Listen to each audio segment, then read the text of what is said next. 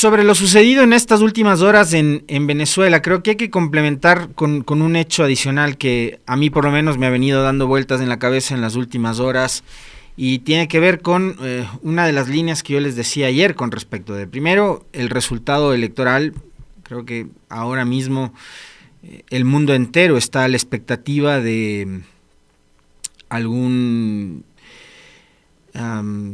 pronunciamiento que abone a la transparencia del mismo, y cualquiera que sea ese pronunciamiento del pueblo venezolano, la comunidad internacional y todo el mundo creo que está convocado a respetar ese pronunciamiento, sea a favor o en contra de determinada corriente política, sea a favor o en contra de determinado candidato.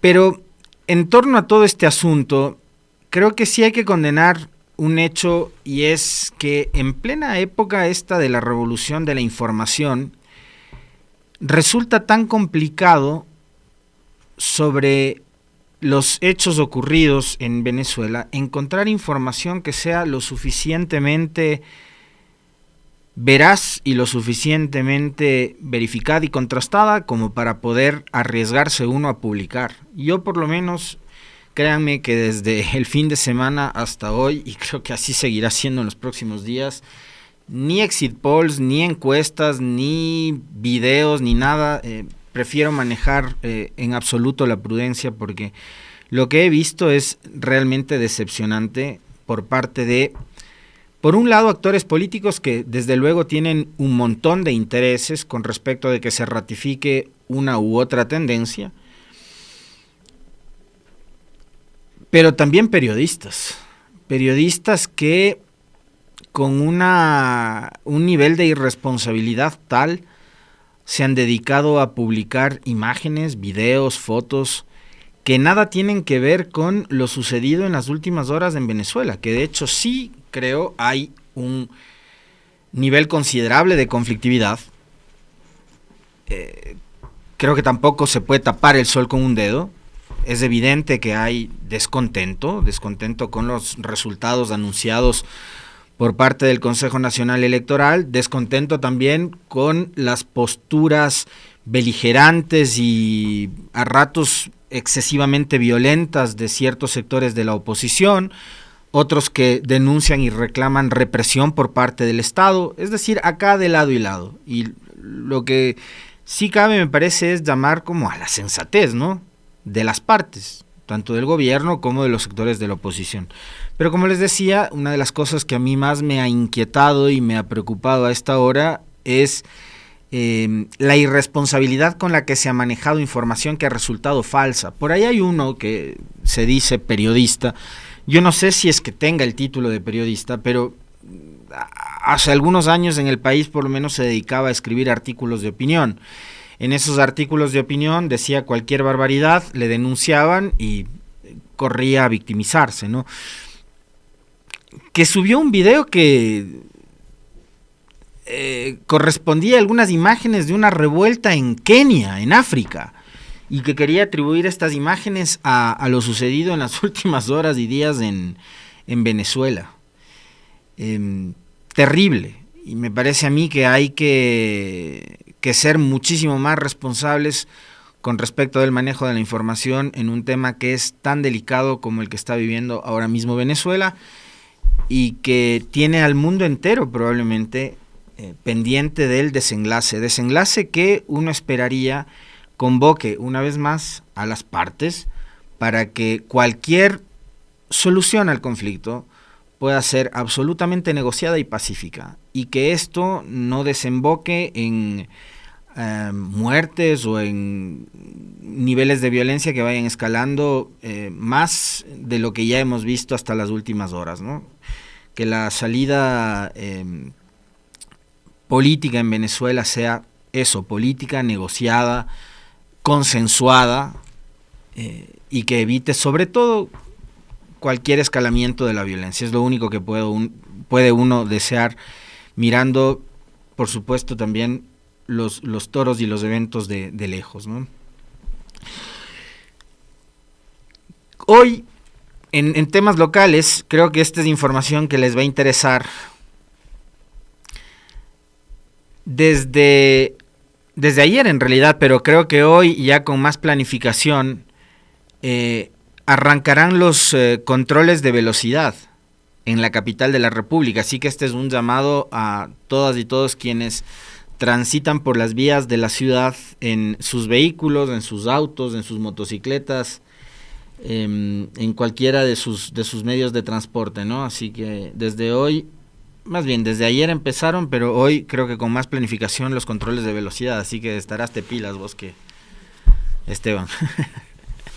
Operativos de control de velocidad sancionatorios y preventivos se ejecutarán en Quito en 22 vías de la ciudad, así lo ha informado el gerente de la Agencia Metropolitana de Tránsito.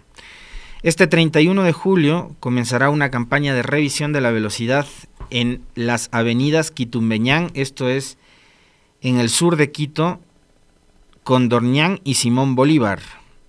Con esta medida se busca que los conductores cumplan los límites de velocidad establecidos, que varían entre 50 en el casco urbano y entre 50 y 90 kilómetros por hora en vías perimetrales como la Simón Bolívar. En cualquiera de los casos, el límite de la velocidad, no en cualquiera de los casos, en todo caso, el límite de velocidad es zona urbana 50, vías perimetrales o periféricas 90, ¿no? Quienes excedan los límites se enfrentarán a sanciones que van desde multas hasta la cárcel, dependiendo del caso. Sanción que me parece un poquito exagerada. Ahora, esto, y creo que sí hay que ser como muy justos con respecto de la aplicación de la medida, no es algo que entiendo que es así, no se le ocurrió al municipio de Quito establecer ese tipo de sanciones, sino que son reformas que se hicieron a la ley de tránsito desde hace algunos años atrás y también al COIP. Entonces lo único que van a hacer es cumplir con la ley, en realidad, o hacer que se cumpla la ley.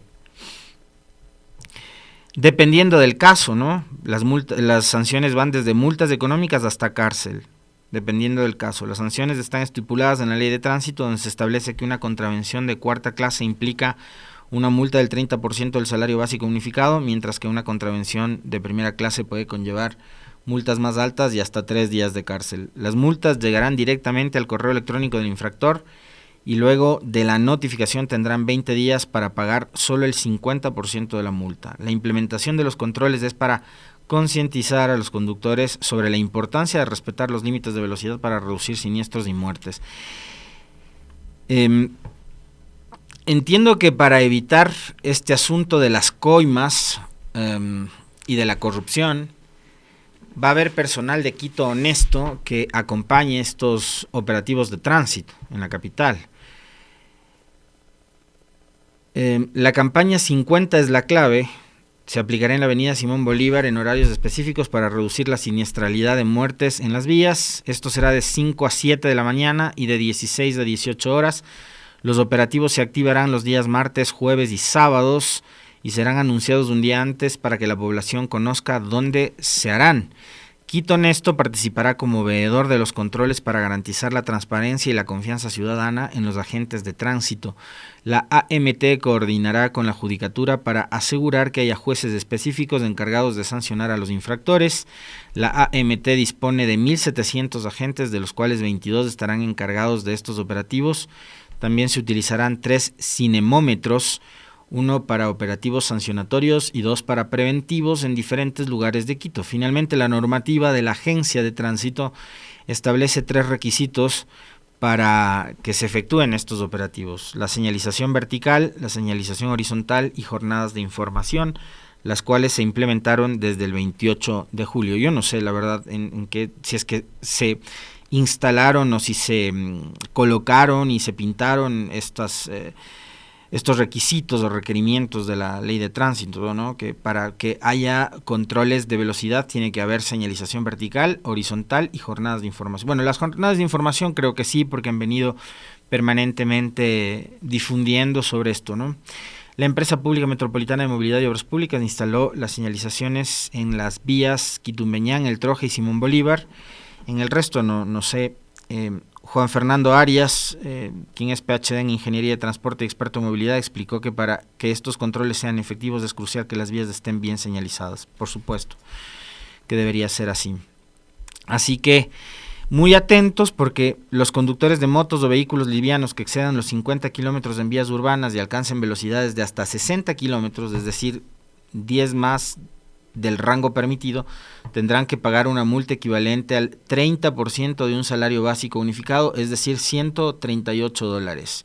Quienes conduzcan a más de 60 kilómetros por hora en vías urbanas serán sancionados con 3 días de cárcel, una multa de un salario básico unificado, $460, y la reducción de 10 puntos en la licencia de conducir. Es realmente severa la sanción. Si usted va a 60 kilómetros por la avenida en América y Mañosca, va a ser hoy el operativo preventivo. Si va a ir a exceso de velocidad en la 10 de agosto, en la América, en la González Suárez, va a pagar lo que les acabo de mencionar, un salario básico unificado, es decir, $460, 3 días de cárcel y 10 puntos en la licencia de conducir. Por acá me dice Carlitos, a quien le mando un abrazo y saludos: 350 muertes al año en Quito por siniestros de tránsito.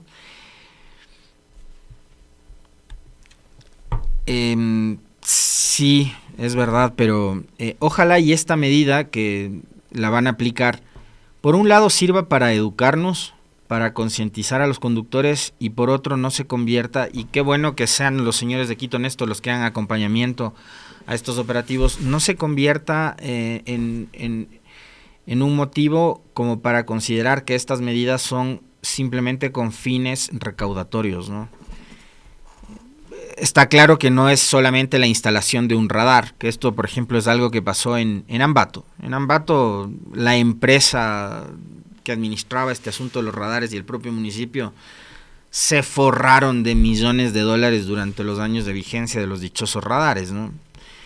A la larga, no sé, más allá de la recaudación, cuánto eso ayudó a bajar los niveles de siniestralidad, y lo que no sé tampoco es cuántos accidentes por exceso de velocidad había donde se habían ubicado estos radares de Ambato, que eran zonas donde no se podía imprimir mucha velocidad, ¿no? La zona de Ficoa, por ejemplo. Pero bueno, si es que esto sirve para bajar los niveles de siniestralidad, en buena hora. Uno pensaría que probablemente la Ruta Viva o la Simón Bolívar son las vías en donde sí más accidentes ocurren por exceso de velocidad, como el de la semana anterior, que de paso colapsó la zona de Tumbaco, pero no necesariamente es así. O sea, si uno hace memoria, por ejemplo, en la avenida 10 de agosto, que ahora es la Galo Plaza, ¿no?, la extensión, en esa avenida suelen ocurrir con mucha frecuencia accidentes de tránsito por exceso de velocidad. Y yo creería que esto debería ser parte de una política integral en materia de seguridad vial que incluya una campaña comunicacional que no se quede únicamente en eso, ¿no?, en la coyuntura o en la campaña comunicacional temporal mientras duran los operativos, etcétera, sino que tiene que ser una cuestión realmente permanente, persistente, que dure en el tiempo, y que creo yo también debería venir acompañada de educación vial desde las escuelas y los colegios, para que desde pequeños, jóvenes, vayan grabando en su cabeza el hecho de que hay que ser respetuosos de la señalización vial, de los límites de velocidad, del respeto al peatón, del respeto al ciclista, y por supuesto también los peatones, los ciclistas, los motociclistas, de que tienen que someterse a las normas y a las reglas de la educación vial, porque al ser uno peatón, ciclista o motociclista, también está obligado a cumplir ciertas normas. Por ejemplo, no cruzar la calle por donde a uno le da la gana, sino por donde hay un paso cebra junto a un semáforo, y si no hay un semáforo, un paso cebra, y que de igual manera los conductores sean respetuosos de los peatones que intentan cruzar el paso cebra, porque acá lo que ocurre también es que los conductores, además es una condición, se vuelve casi que una condición de poder, ¿no? Uno va en un auto o en una motocicleta y se cree por encima o con más derechos que el peatón, entonces hay que lanzarles del carro a los peatones que están sobre el paso cebra. Eso es de locos. Entonces sí creo que hay que ir tratando de mejorar nuestros comportamientos. Es un asunto también de convivencia, me parece. Así que por acá recibo un comentario y un mensaje de Juan Carlos, le mando un abrazo, colega, compañero de los medios públicos, de la buena época de los medios públicos. Dice: hoy estuve por la Simón Bolívar y todos en velocidad de no más de 80 kilómetros. Me parece que sí funcionó, la gente está manejando con más cuidado. En buena hora, y si es así, va a ser obviamente satisfactorio, ¿no? Que las medidas como estas se apliquen y que eso ayude a reducir y ojalá algún día, utópicamente hablando estoy, a eliminar cualquier tipo de posibilidad de siniestralidad o de accidentes en las vías de Quito, y más allá de Quito creo que del país, ¿no? Porque este es un asunto que nos debería convocar a todos los ciudadanos del Ecuador. Este asunto no es estrictamente problema de la capital, es un problema, creo yo, de cultura a nivel nacional, pero si empezamos por la capital, en buena hora. Insistiendo en el hecho de que ojalá no se convierta únicamente en una medida recaudatoria, ¿no? Ahora, y quería conectar este asunto del tránsito también a una manifestación que ocurrió ayer acá en la capital de la República. Los transportistas hicieron una caravana pacífica de protesta por la inseguridad en las carreteras del país. Se concentraron en el sector de Tambillo, ubicado en el cantón Mejía, provincia de Pichincha, y desde allí se movilizaron por la Panamericana Sur y tenían previsto recorrer 17 kilómetros. Una caravana pacífica de protesta fue convocada ayer, lunes 29 de julio, por los dirigentes de las cooperativas de transporte del país. El objetivo era manifestarse en contra de la inseguridad que viven en las carreteras y exigir al gobierno que tome medidas ante la ola de asaltos y robos que se reportan diariamente. Los transportistas se concentraron en el sector de Tambillo, ubicado en el cantón Mejía. Desde allí transitaron por la Panamericana Sur, recorrieron 17 kilómetros por la terminal terrestre de Quitumbe, la avenida Simón Bolívar, la autopista General Rumiñahui y el Trébol, hasta llegar a la Plaza de la Independencia en el centro histórico. Según los dirigentes de la Federación Nacional de Asociaciones de Conductores del Ecuador, delegados en 24 provincias participaron en esta marcha, ¿no? Utilizaron sus unidades de transporte y otros también caminaron en algunos tramos. La medida fue tomada tras el asalto del miércoles 24 de julio a un bus de la cooperativa San Cristóbal en el anillo vial de Quevedo. Viajaba desde Guayaquil hasta Tulcán y fue interceptado por los delincuentes a pesar del control militar y policial. En este año van 36 conductores abatidos por la delincuencia, 36 conductores asesinados, 36 conductores que enlutaron a familias. Seguramente estos conductores eran padres, eran hermanos, eran hijos, y dejaron enlutadas a sus familias después de haber sido víctimas de la delincuencia. Ayer mismo que ocurre esta movilización de los profesionales del volante, de los transportistas, reclamándole al gobierno por más seguridad, ocurre que 3 personas fueron asesinadas en un ataque armado dentro de una buseta en el cantón El Guabo, provincia del Oro. Los atacantes obligaron al chofer de la buseta a detenerse y dispararon contra 2 objetivos. Sin embargo, las balas alcanzaron a una tercera persona inocente que también perdió la vida. Un ataque armado en el interior de una buseta dejó 3 muertos en el cantón El Guabo, provincia del Oro, donde la violencia es imparable pese al estado de excepción. Y pese al conflicto armado interno, y pese al incremento del IVA, y a la consulta popular, y al plan Fénix, y al presidente que come hamburguesas del fin de semana.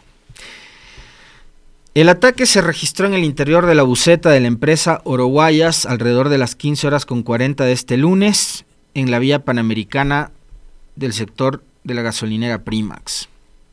Testigos indicaron que sujetos armados a bordo de una motocicleta obligaron al conductor a detener la marcha y le exigieron abrir las puertas. Los asesinos ingresaron para atacar con varios disparos a 2 personas y las balas terminaron alcanzando a una tercera.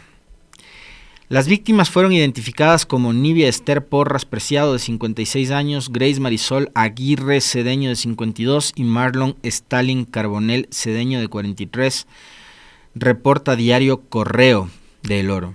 Los objetivos de los criminales eran Aguirre y Carbonell, una pareja que residía en el cantón Pasaje, pero hirieron a Nivia Porras, quien es considerada una víctima colateral, que es como románticamente les llaman a las víctimas de los criminales, que no tenían nada que ver con el asunto y terminan pagando con su vida.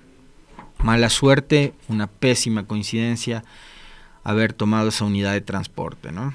Así lo precisó Wilson Arroyo, jefe de operaciones del distrito Pasaje, que también pertenece al Guabo y Chiza. Personal de criminalística de la policía llegó al sitio para las diligencias del caso, hacer los levantamientos de indicios y posterior traslado de los cuerpos, etc. La movilización de los transportistas que le piden al gobierno por más seguridad coincide con este evento lamentable en donde 3 personas pierden la vida porque son víctimas de sicarios, de criminales que para los que seguramente la vida de los demás no debe importar ni valer un rábano. Entonces paran una buseta y asesinan al que se les cruce, ¿no? Y matan a 3 personas más. Y coincide también estos hechos de violencia con un fin de semana también extremadamente violento que vivió el país, con masacres en San Borondón, con asesinato de bomberos en Durán,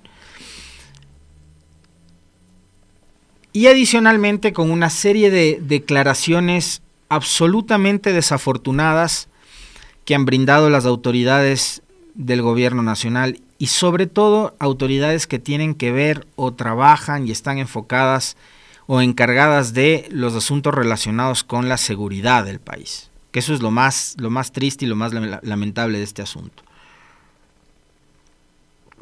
que son las autoridades que tienen a su cargo la seguridad y se mandan unas declaraciones que son o sea, es que desatinadas ya no es la palabra, son declaraciones groseras, ¿no? Yo ayer me refería en el comentario a las palabras de la señora Palencia, que decía que los hechos de violencia de los últimos días son una reacción de los delincuentes a lo exitoso que es el plan Fénix y cómo el gobierno está ocupándose de la inseguridad. Entonces, pues les va tan bien en el control de la inseguridad que los delincuentes son más violentos. Eso es lo que nos quiso decir la señora Palencia. Pero no conforme con eso, tanto ella como el ministro de Defensa han salido con unas declaraciones que son deplorables, que se merecen y ameritan el rechazo de toda la población de este país. Por un lado, en una entrevista que concede el domingo a Carlos Vera, el ministro de Defensa, este señor Lofredo, le dice, además sin ningún tipo de pruebas que no sea únicamente su sesgo, le dice al periodista que todo el mundo sabe que en Durán la corrupción está tomada todos los espacios, ¿no? Que la corrupción y la delincuencia tiene tomado Durán. Entonces, que los bomberos que fueron acribillados salvajemente el fin de semana formaban parte de alguna banda delincuencial. A mí me encantaría que el ministro de Defensa, por respeto a la memoria de las personas que murieron, de estos bomberos, y por supuesto de sus familias también, presente cuáles son las pruebas para asegurar semejante cosa, que los bomberos de Durán formaban parte de bandas delincuenciales, por un lado, y por otro, que el incremento de la inseguridad ya no solo se debe, como decía Palencia, a que las bandas criminales están respondiendo a la efectividad que tiene el gobierno con el Plan Fénix, sino que se trataría de una estrategia política, porque estamos a puertas de una nueva elección, de una campaña electoral, y lo que quiere, y que además, fíjense ustedes, tan cortos son, de verdad tan cortos son de cerebro, que para el señor a lo que se reduce esto es que es una estrategia de una organización política o de algunas organizaciones políticas para tratar de golpear la credibilidad y la imagen tan buena que tiene el gobierno del presidente Noboa. O sea, para ellos todo se reduce a la campaña electoral y todo se reduce a la política. Para ellos todo el asunto de la inseguridad, las muertes, la violencia, los secuestros, las extorsiones, las vacunas, todo se reduce a una estrategia política para tratar de golpear la credibilidad y la buena imagen del presidente Noboa y de su gobierno.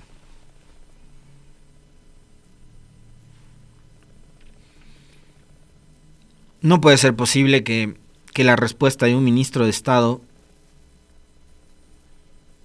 sea esa. Y más todavía si es que es del ministro de Defensa. Y ya van a ver ustedes lo que pasa con respecto al ministro del Ministerio de Defensa, la inversión pública y la seguridad. Veamos de una vez de eso, ¿ya? Antes de cerrar con el broche de oro, que es la última declaración de la ministra Palencia. El portal digital Primicias publica hoy martes 30 de julio una nota súper interesante con respecto de la casi nula inversión del gobierno del presidente Noboa y de por qué este país está atravesando un proceso de recesión económica. Acá no viene inversión privada, porque es obvio que ninguna empresa privada va a querer invertir en un país que esté en guerra. Y el que nos vendió la idea de estar en guerra es el propio gobierno. Entonces, para los que se andan quejando, hay representantes de sectores empresariales, una de ellas la presidenta de la Cámara de Comercio de Quito, la señora Heller, que dijo el otro día en un espacio de entrevistas que la caída del turismo obedece a que los medios de comunicación y los periodistas han exacerbado el relato de la guerra y el conflicto armado interno. Es que publican demasiadas imágenes de las muertes y de los tanques y de los militares y de la seguridad y la policía y no sé qué. Bueno, quien entró el otro día armado hasta los dientes en tanquetas y trucutús y drones y todo a Durán fue el presidente Noboa. Y los medios lo único que hicieron fue publicar las imágenes del ingreso hollywoodesco del presidente Noboa a Durán. Y así en varias ocasiones. Entonces, quienes hacen esa puesta en escena, por si no lo sabía la señora Heller, son los señores del gobierno, no son los medios de comunicación. No es que los canales de televisión o los periódicos les dicen a los militares, vean, necesitamos que nos hagan que actúen, ¿no? Que nos hagan una puesta en escena tipo desfile por el 24 de mayo y nos saquen las tanquetas. No, pues eso hace el gobierno.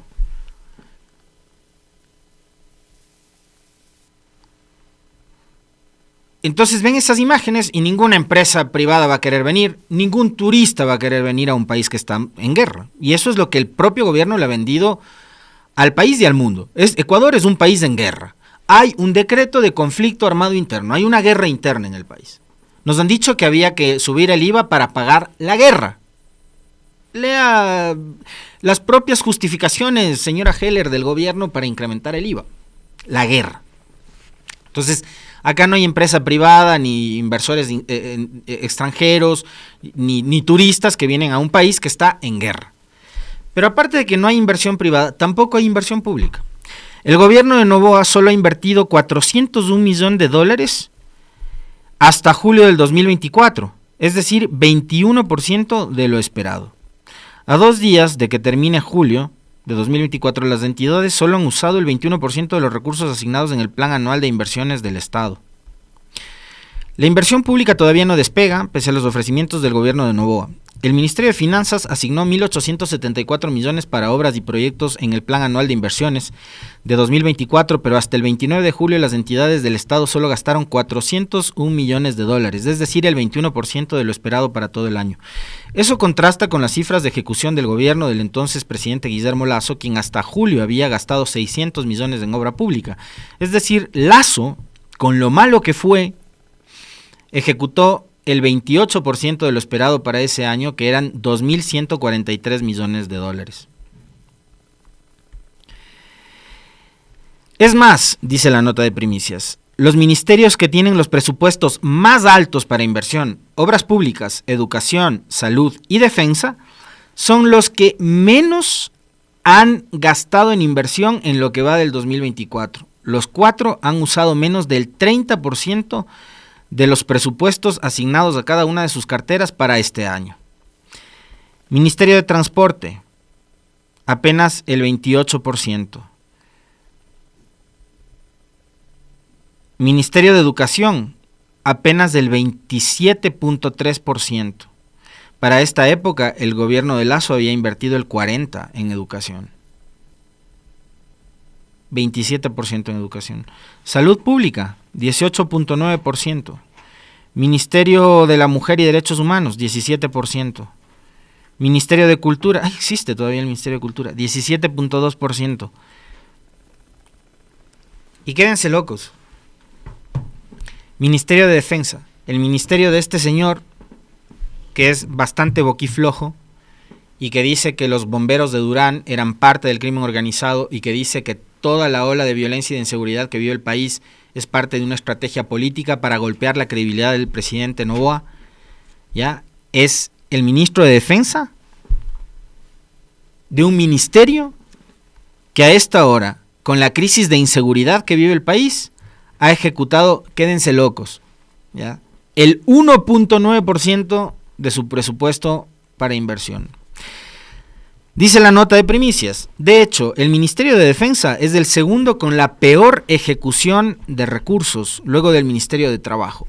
Defensa solo ha ejecutado el 1.9%, 2% de su presupuesto para inversión, que es de 204 millones de dólares en medio de una profunda crisis de inseguridad que golpea al Ecuador.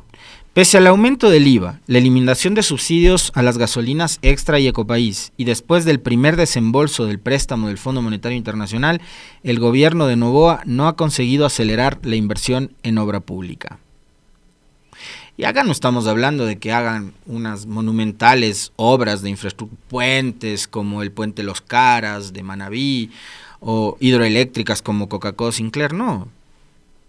Pero por lo menos que instalen radares para el tema de la seguridad.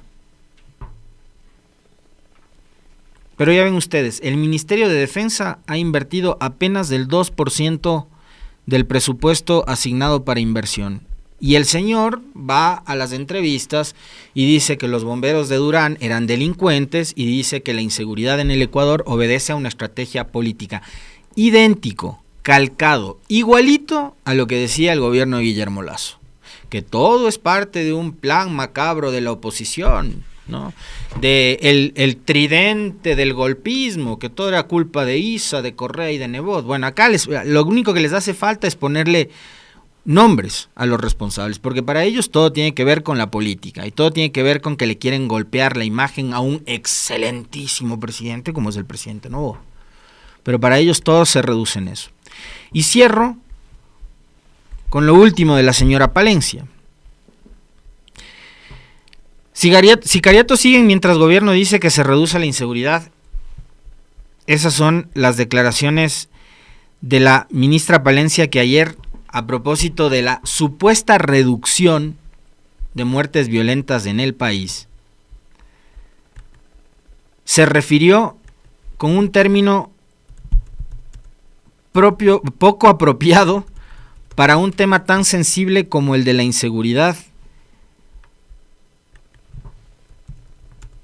y las muertes. Cuando hablaba de la reducción de muertes violentas en el país, la ministra dijo que existe un ahorro en vidas humanas tras una supuesta reducción sostenida del 19% en homicidios de enero a julio en comparación con el mismo periodo del 2023. Es decir, a ver, primero, para mí está clarísimo que la señora Mónica Palencia no tiene idea del manejo de la seguridad. Está clarísimo. Cuando dijo que ella estaba festejando durante las fiestas de Guayaquil y le querían preguntar sobre el tema de la inseguridad, dijo, no, ahorita estoy festejando. A mí me quedó clarísimo también de que la señora tiene nula empatía y cero de sensibilidad frente a los momentos tan críticos que enfrenta el país. Pero ahora me queda claro que ella no tiene idea del manejo de la seguridad y que debería ser absolutamente honesta con ella misma y con el país y decirle al presidente, vea presidente, no haga lo mismo que venía haciendo Lazo, ponga a alguien que sí sepa sobre temas de seguridad. Yo no soy esa persona. Creo que debe ser honesta consigo mismo y con el país. Y así, por ejemplo, podría evitarse del bochorno de ser censurada y destituida en la Asamblea. Por ejemplo, que creo que a esta hora hay razones, argumentos y justificativos de sobra para que a la señora Palencia la Asamblea le censure y le destituya de su cargo. Sobre todo por inepta, pero más que por inepta, por insensible y poco empática de la situación que vive el país. A las 3 personas y a las más de 3.000 que han sido asesinadas en este país y a las 3 personas de esta buceta del Guavo en El Oro, incluida la señora que fue muerte colateral, usted vaya y dígale a la familia, ministra, de que lamentablemente no le pudieron ahorrar la vida. Como que si las muertes de 3.000 en lo que va del año, personas, porque no es que estamos hablando de la muerte de una roca, de una piedra, de la muerte de un teléfono, de una computadora, que no son cosas, son personas, son vidas humanas las que se han perdido. No se puede reducir al manejo absolutamente insensible e insensato, como que si se trataran únicamente de frías cifras y frías estadísticas. Tenga un poco más de empatía, al menos con los familiares de las víctimas de esta violencia que ustedes como gobierno no están a esta hora pudiendo contener, ministra Palencia.